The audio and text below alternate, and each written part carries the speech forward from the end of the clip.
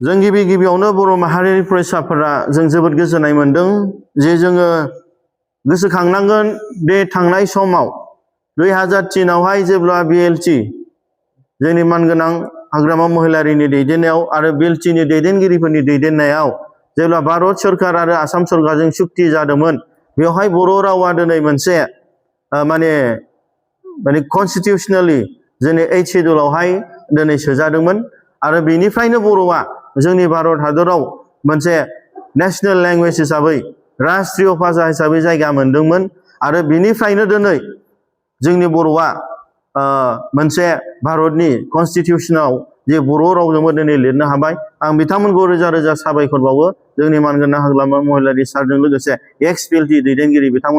बिथांमोना गावसिनि जिउखौ सेक्रिफाइस खालामनानै गावसिनि बेसेन गोसा समखौ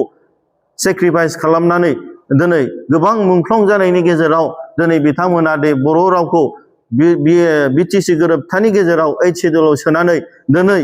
नेशनेल लेंगुवेज बानायनायजों लोगोसे बिथांमोना दिनै कनस्टिटिउशनावबो बर' रावजों ट्रेन्सलेशन होनो हानायनि थाखाय भारत सरकारखौ बर' माहारि फरायसाफोरा बिथांमोननिसिम रोजा रोजा साबायखर बावो।